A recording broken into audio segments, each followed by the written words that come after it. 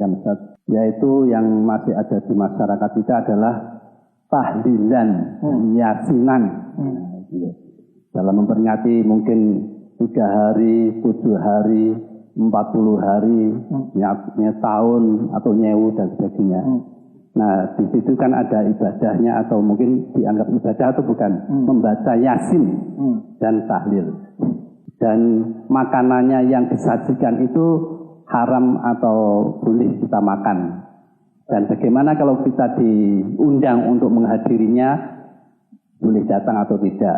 Kalau kita tidak datang tapi diteri makanannya, boleh dimakan atau tidak. Nah, begitu. Semua acara yang Bapak sebutkan tadi tidak ada hubungan dengan syirik. Pertama, tahlilan. Tahlilan itu bukan syirik. Itu yang pertama dulu. Kedua apa tadi? Yasinan. Bukan syirik. Itu bukan syirik. Tidak ada yang mengatakan syirik. Ya, tidak ada yang mengatakan pelaku keluar dari Islam. Muslim. Baik. Masalah tahlilan, saya jelaskan.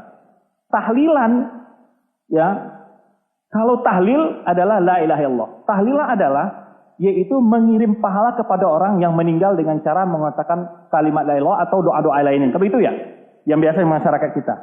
Ini ada 2 perkara. Menghadiahkan pahala di antara dengan kegiatan menentukan hari-hari.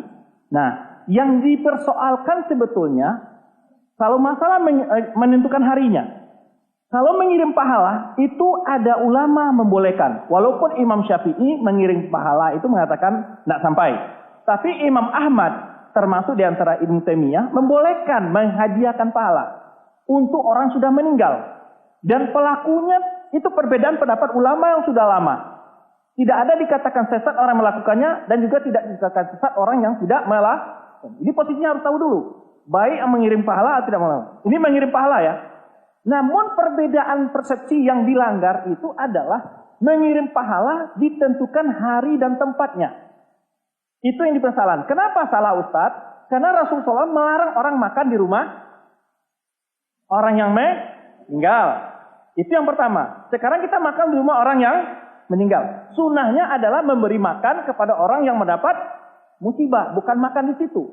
Nah, itu yang dibicarakan oleh ulama kita. Jadi beda ya masalahnya ya, bukan masalah kirim pahala ya. Baik. Yang kedua adalah dasar penetapan 7 hari, 40 hari, 100 hari. Ini nggak ada dasarnya. Kenapa ada penentuan? Setelah diteliti, ini pengakuan daripada seseorang yang masuk Islam dari agama Hindu, siapa namanya itu? Ternyata itu adalah adopsi dari ajaran Hindu. Itu menurutnya ya. Nah, itu menurut dia begitu. Nah, sebetulnya menghadiahkan pahala itu tidak mesti berkumpul di rumah mayat. Tidak mesti harus ada penentuan hari.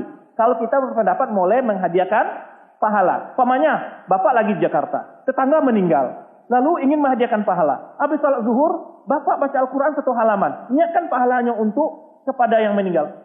Bisa nggak? Bisa. Nggak mesti ke rumah, gimana? Karena justru terus terang kalau kita secara fair ini, orang yang melayani orang-orang yang datang ke rumah setelah meninggal terbebani nggak? Terbebani, betul terbebani.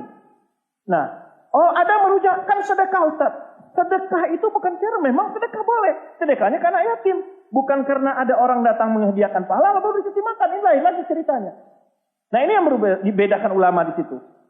Ya, yang dibicarakan adalah penentuan hari tadi. Dan dikaitkan hanya yang dihadiahkan tahlil saja. Padahal untuk menghadiahkan pahala tidak harus tahlil. Boleh baca Al-Quran, ya kan, amal-amal saleh lainnya. Bapak maunya di atas mobil nih. Allahumma shalli ala Muhammad wa ala Muhammad, atau zikir subhanallah walhamdulillah wa la astagfirullah. Semua ibadah-ibadah saleh zikir itu. Bapak niatkan pahalanya. Kalau menurut pendapat ulama tadi sampai nggak? Kan nggak mesti ke rumah mayat. Nggak mesti ke rumah. Sebetulnya kalau kita berpendapat memilih pendapat ulama menghadiahkan pahala itu sampai perbuatannya itu nggak ada, dibolehkan ulama. Nah, ulama yang membolehkan menghadiahkan pahala ini mereka yang mengatakan berkumpul di rumah mayat untuk acara-acara kematian itu dilarang. Jadi ulama sepakat melarang ini. Baik yang mengatakan pahala sampai dihadiahkan tadi atau tidak, semuanya sepakat kalau makan-makan di rumah mayat itu tidak mengikuti sunnah. Paham Pak? Jadi masalah di situ ya. Nah, toh ketika masyarakat kita masih melakukan hal ini, di dalam berdakwah kita tidak membahas ini dulu Pak. Jangan ketika awal umat ini diajak kepada agama, ini dulu dibicarakan. Ya kan? Bukan ini dulu bicarakan. Ajak dulu mereka berilmu agama. Apa dulu? Akidah dulu. Ibadah yang pokok dulu, sholatnya yang dibenarkan dulu. Ya kan? Bukan itu dulu yang dikaji. Ini baru ceramah, buka kajian, itu dulu dikaji. Nah benar kita. Itu masalah-masalah yang memang tidak menjadi pokok kalaupun salah di situ. Paham? Jadi kita harus perbaiki dulu apa? Akidah, tauhidnya. Selama dia mengaji terus-terus, nanti dia lebih paham lagi bagaimana harusnya. Nah beransur-ansur. Jadi tidak langsung itu dulu yang dibaca. Yasinan pamannya. Memang ulama budaya kita, pertama, yasinan. Semua hadis yang mengatakan keutamaan surat Yasin itu dhaif, itu dikatakan muhajarnya. Tapi sekarang masyarakat kita sudah ada melakukan yasinan. Pernah kita seorang ustadz melakukan begini. Dia yasinan, tapi cara membacanya gimana? Tidak semua bareng-bareng. Tapi satu orang baca, lalu diperbaiki bacaan Al-Qur'annya. Diperbaiki bacaan Al-Qur'annya. Ini dibaca sama-sama, tidak jelas siapa yang mau didengar. Sunnahnya kalau membaca Al-Quran itu bareng-bareng, itu gantian. Si A baca 2 ayat, ini 2 ayat. Dan bacaan tajwidnya diperbaiki. Setelah itu kalau ada diperjelas, ya ada pencerahan ayatnya. Itu lebih mantap. Tapi kalau baca begitu saja, sama-sama, lalu setelah itu makan-makan, terasa kurang efektif. Sehingga kadang-kadang sudah sekian melakukan yasinan, penambahan ilmu tidak ada. Nah, kemudian, diansur-ansur, kenapa harus yasin saja? Padahal sebetulnya banyak ayat-ayat lain, surat-surat lain yang lebih ada hadis sahihnya. Seperti umpamanya surat Al-Ikhlas. Kata Rasulullah SAW, pahalanya sampai sepertiga Al-Quran. Apakah berarti kita hanya baca Al-Ikhlas saja terus, tidak mau baca surat lain? Ketika Rasulullah SAW mengatakan surah Al-Baqarah apabila dibaca di rumah, setan akan lari dari rumah yang dibaca surah Al-Baqarah. Apakah berarti kita hanya baca surat Al-Baqarah saja? Nah, kesalahan di sini adalah menganggap adanya nilai plus dan melazimkan itu. Menganggap orang yang tidak melakukannya salah. Dianggap tidak mau bermasyarakat. Tapi kalau sama-sama orang yang tidak melakukan, ya monggo dia tidak lakukan, dia mungkin dia pendapat, dia baca surat Al-Baqarah di rumahnya, masyarakat. Nah, apalagi kadang-kadang dilazimkan setiap malam Jumat. Rasul kita SAW memang hari Jumat adalah hari yang paling afdal dalam satu minggu. Tapi dilarang dalam hadis mengkhususkan dengan ibadah tertentu. Maka Rasulullah mengatakan, jangan kalian khususkan hari Jumat itu dengan qiyamul lail ataupun puasa. Nah, jadi perbuatan masyarakat itu sebetulnya mereka itu ingin amal soleh. Tapi mungkin nanti ketika acara yasinan, seperti tadi saya katakan, baca gantian, diperbaiki bacaan tajwidnya, kemudian dibaca terjemahnya, dijelaskan masuk ayatnya, ditambah lagi. Mungkin besok namanya acara yasinan, tapi yang dibaca Al-Baqarah, mungkin bisa khatam pemanya baca Al-Quran dalam setiap bulan, ya kan? Setiap bulan pemanya atau sekali 3 bulan, dibaca dari Al-Fatihah sampai An-Nas, ganti-gantian 10 ayat, 10 ayat, 10 ayat. Itu lebih indah. Lebih indah. Tapi tadi saya katakan, di dalam berdakwah, tidak ini dulu yang dibahas. Karena ini permasalahan-permasalahan yang memang tidak prinsip. Walaupun umat diajak untuk selalu apa? Mengikuti sunnah. Iya betul. Cuman jangan sampai pula ada orang tidak mau ikut tahlilan. Bukan berarti dia tidak mendoakan si mayat. Nah, jangan pula sampai mengucilkan orang tidak tahlilan. Orang tidak sholat aja nggak berhak kita kucilkan kok. Orang yang tidak menutup aurat saja tidak pernah kita usir kok. Kok orang tidak anggap tahlilan? Kok orang tidak yasin dikatakan mengangkat aliran sesat? Nah, di sini yang jadi masalah sebetulnya. Ya, baik dari dai pun tidak boleh bicarakan ini yang pertama dijelaskan masyarakat dulu. Karena ini bukanlah pokok agama yang harus bersikeras, bersitegang kita di situ. Nah, itu yang pertama. Demikian pula para masyarakat yang masih melaksanakan kegiatan itu, diadakan juga toleransi. Tidak menuduh orang tidak tahlilan dianggap aliran ini, aliran itu, tidak. Karena dia bukan berarti tidak mendoakan. Karena untuk mendoakan si mayat tidak perlu harus datang ke rumah si mayat itu. Paham? Dan itu pun tidak wajib. Bahkan kalau dikatakan sunnah saja tidak. Kenapa? Kalau seandainya sunnah, pasti Rasulullah ajarkan kepada sahabat. Kan gitu. Oh, kata anggap ini budaya. Kalau budaya ibarat makanan. Kamu suka soto, saya suka bakso, nggak masalah. Kan itu sebetulnya. Tidak nyalakan, tidak saling ponis. Nah itu yang saya maksud. Jangan sampai kita di kotak-kotak, diadu domba dengan masalah-masalah yang seperti ini. Tapi saling belajar aja dulu. Saling belajar, saling toleransi, tidak saling menuduh. Ya. Masalah makan karena halal. Tadi saya katakan. Karena makanannya halal. Makanannya halal selama tidak ada unsur kesyirikan. Halal itu. Ya kan? Nah itu aja. Wallahu a'lam bishawab. Tahu Pak ya? Karena banyak memang. Ya. Nah. Jadi kadang-kadang di masyarakat kita itu. Jadi sampai Pak, di sebagai masyarakat yang ekstrim juga, orang yang tidak ikut tahlil dianggap ini tidak bermasyarakat. Saya hidup di tengah-tengah masyarakat seperti ini Pak. Saya tidak ikut tahlilan. Tapi saya ikut melaksanakan. Ikut menguburkan mayat, sholat mayat. Nah aneh kadang-kadang kita melupakan hal yang dianjurkan, malah melakukan hal yang kurang dianjurkan. Padahal saya lihat orang yang banyak pergi melayat itu banyak sekali. Tapi yang sholat mayat berapa orang? Nah ini kita pertanyakan. Padahal ini jelas-jelas ada dalilnya. Ini jelas-jelas membantu mayat. Nggak ada khilaf ulama di situ. Nah, kok masalah yang khilaf ini kita pertegangkan, kita permasalahkan, sedangkan ini jelas masalahnya. Maka saya kalau ada yang meninggal Pak, kalau saya itu ya, orang meninggal, ya ini bukan saya pengalaman saja ya, bukan artinya Pak. Saya antarkan umpamanya 1 dus air, 2 dus air. Nanti orang kadang-kadang tahlilan dekat rumah saya nggak ikut tahlil, nggak pernah diponis-ponis sama mereka. Karena saya juga ikut melakukan sunnah yang dianjurkan Nabi, dan saya tidak melakukan karena saya tidak punya ilmunya, saya kadang begitu aja. Dan saya bukan berarti tidak mendoakan, saya kadang begitu aja. Masyarakat pun tidak masalah sama saya, biasa aja mereka. Nggak ada pernah ngusir saya, nggak pernah ngomong apa-apa saya. Karena saya juga ikut bermasyarakat. Dengan apa? Ikuti sunnah tadi. Ini kadang-kadang nggak. Sudahlah tidak pergi melayat, tidak ikut menyolatkan, jadi mengucilkan masyarakat, ini tidak boleh itu. Bermasyarakat tetap. Ya, walaupun masyarakat meninggal, kita antar ke kuburan, kita sholatkan, ikut mengafani, kita ikuti, itu ada anjurannya. Kemudian mengasih minuman untuk orang menyalakan mayat itu, mengubur bawa air aqua atau 1 dus air mineral, itu kita lakukan. Nah, insya Allah masyarakat tidak akan melihat orang yang tidak tahlilan itu orang yang ekstrim, orang radikal, karena kita melakukan sesuai dengan apa yang dianjurkan. Nah, sebaliknya masyarakat yang tahlilan yasinan juga tidak perlu menyalahkan, karena itu memang adalah kenapa harus kita usir, kita itu sesat. Orang tidak sholat aja nggak kita usir, orang tidak berhak kita usir, ya kan gitu. Nah ini yang harus, kedewasaan dalam berbeda ini yang harus kita bangun. Kedewasaan. Jangankan antara kita dengan tangan. Dalam keluarga kita aja nggak bisa maksa Pak. Kadang-kadang istri nggak sholat, kadang anak kita nggak tutup aurat. Bisa nggak kita usir dari rumah? Hah? Itu padahal itu kekuasaan kita kan? Nah, tapi dengan cara pendekatan. Baik-baik dengan masyarakat. Masyarakat kita semua adalah ingin kebaikan. Cuman kadang-kadang ilmu pemahaman yang berbeda belum sampai. Ya, nah itu para dai kalau berdakwah, maka saya nggak pernah usil-usil Pak. Baru berceramah satu tempat, bicara tahlilan, yasinan, ini dan itu. Saya nggak pernah bahas itu. Bahas dulu yang pokok-pokok. Ajak dulu masyarakat kepada hal yang lebih penting. Yang mana ketika mereka meninggal, mereka tetap muslim. Mereka jika bersalah akan diampuni dosa oleh Allah SWT.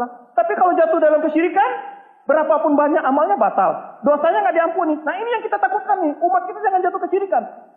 Itu saja. Kalau dia tidak syirik, mati, itu berpeluang besar masuk surga. Walaupun dia masuk neraka, dia akan masuk surga akhirnya nanti. Selama dia tidak syirik. Nah itu, jadi itu kita dalam bermasyarakat. Jadi masalah ini nggak perlu diperbincangkan sebetulnya. Ya, dihadapi dengan cara-cara perbedaan yang kedewasaan saja. Selama tidak ada provokasi, itu jangan sampai ada.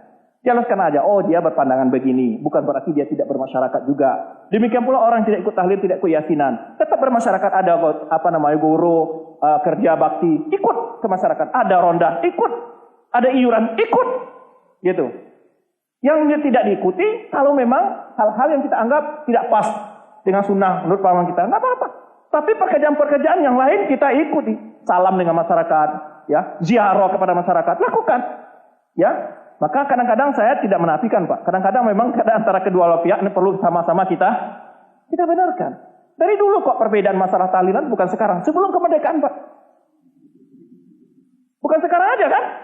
Kenapa sekarang kita gontok-gontok? Dulu ulama kita damai-damai aja. Ya, antara Kiai Haji Muhammad Dahlan dengan Haji Asy'ari, damai-damai aja mereka. Kenapa? Karena mereka orang berilmu, menghadapi tidak perlu saling mencela. Kan gitu. Nah ini yang harus kita ikuti. Ikutilah ulama-ulama kita yang dulu ketika mereka berbeda bagaimana. Ya, tidak membuat mereka putus persaudaraan, saling membenci, tidak. Ingat bagaimana antara Ahmad Dahlan dengan siapa? Kiai Haji Asy'ari. Lihat aja, perbedaan banyak, tapi mereka tetap bisa bekerja sama dalam dakwah, di dalam memperjuangkan kemerdekaan. Ini yang kita bangun. Mari kita bangun kita ini.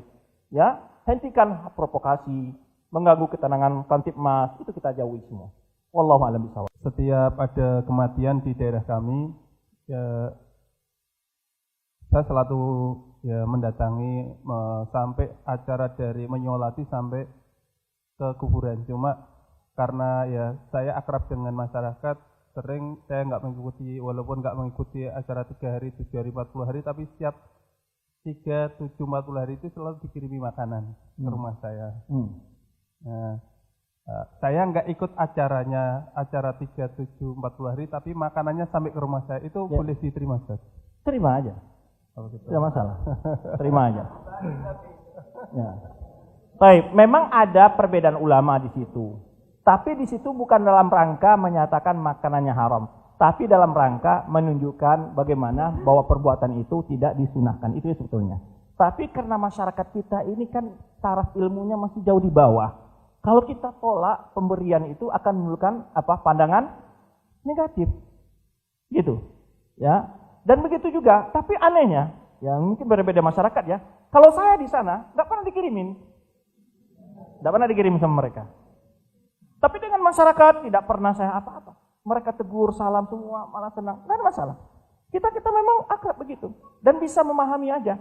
Maka kadang-kadang kita pergi ke rumah orang, Pak, saya tidak ikut tahlilan. Oh ya Ustaz, kami udah tahu mah. Nggak masalah, itu mah perbedaan. Perbedaan aja. Nggak masalah Ustaz, jangan itu, nggak usah merasa gitu. Jadi udah tahu masyarakat kita. Nah ini yang kita inginkan, membentuk masyarakat kita saling menghargai, saling mengerti, tidak saling menuduh. Ya, tidak apa-apa. Saya lewat ke orang tahlilan, nggak ada pernah mereka ngejek nggak pernah. Tapi memang kita dengan masyarakat harus saling tegur sapa. Jadi kalau memang bulan Ramadan ziarah itu perlu kita lakukan. Akrab dengan masyarakat. Apapun program desa, program pemerintah, kita dukung bersama. Nah, itu kita lakukan. Ya, itu yang harus kita lakukan. Jalin hubungan, ya. Perbedaan aja masalah kok. Diundang orang kita nggak suka bukan bakso. Sebetulnya makannya dibuat bakso. Apa harus dipaksa kita oleh tuan rumah? Makan tuh bakso, kamu ini nggak menghargai saya. Kenapa bisa begitu? Karena harus kita. Jadi dia memang tidak bisa. Jangan-jangan muntah juga dia makan kan? Ya, kita harus hargai itu aja gitu loh. Masalah ini bukan perbedaan yang prinsip, bukan perbedaan yang prinsip atau jadi mukmin kafir. Nggak ada itu perbedaan di situ. Hanya membeda mana yang utama. Jangankan kita, ulama dulu banyak berbeda kok. Antara Imam Malik, Imam Syafi'i, Imam Ahmad. Ini guru. Malik gurunya Syafi'i, Syafi'i gurunya Ahmad. Banyak perbedaan di dalam masalah furu'iyah gitu. Contoh masalah Fatihah saja sebagai contoh nih, biar diambil sedikit ibrah pelajaran. Imam Malik mengatakan, Bismillahirrahmanirrahim itu bukan bagian di surat Al-Fatihah. Nggak perlu dibaca dalam sholat. Gurunya siapa itu? Imam Syafi'i berpendapat Bismillahirrahmanirrahim bagian dari surah Al-Fatihah dan dibaca jahar. Kalau sholat jahriyah. Imam Ahmad pendapatnya apa? Bismillahirrahmanirrahim bagian dari surah Al-Fatihah dibaca sir dalam sholat jahriyah. Murid 3 guru nih, beda-beda pendapat. Nggak pernah ketika Imam Syafi'i sholat di belakang Imam Ahmad cabut. Ini gimana imamnya nggak baca Fatihah, baca Bismillah? Pernah nggak? Nggak ada. Demikian pula Imam Ahmad sholat di belakang Imam Syafi'i. Ini bid'ah, ini baca jahar bersama. Nggak ada.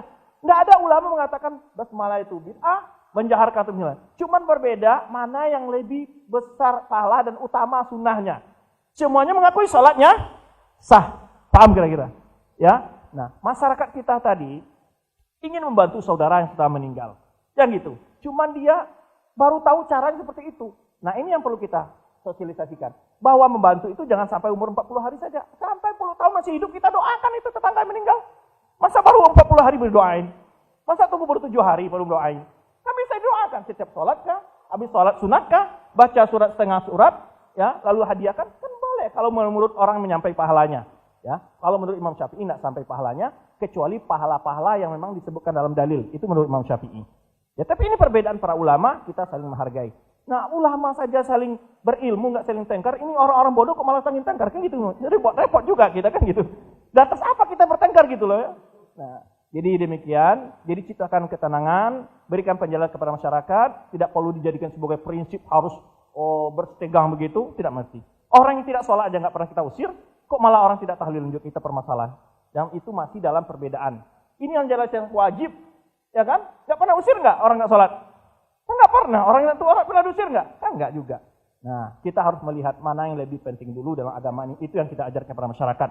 Jangan dulu dibahas masalah-masalah khilafiyah yang itu sifatnya tidak terlalu menjadi asas dalam agama ini. Walaupun ada nasihat, walaupun ada namanya memberikan pendapat, tidak masalah. Tidak diterima, ya sudah diam aja. Kita tidak bisa menerima pendapatnya. Tidak perlu dibuat suasana menjadi gaduh. Terima kasih banyak atas kehadiran Bapak Ibu semua. Mohon maaf jika ada dalam penyampaian saya ini hal-hal yang kurang berkenan. Semoga Allah SWT menjaga kita semua, diberikan kelapangan dada kita dalam hal-hal perkara-perkara yang tidak harusnya kita saling membenci, saling memaki, saling menyalahkan, ya. Hidup tentram, saling memahami, saling mendengarkan, saling beri salam, ya, sehingga persaudaraan Islam terasa dengan baik, ya. Wallahu a'lam bishawab. Terima kasih, waktu membatasi kita. Subhanakallah wa bihamdika asyhadu an la ilaha illa anta astaghfiruka wa atubu ilaik. Wassalamualaikum warahmatullahi wabarakatuh.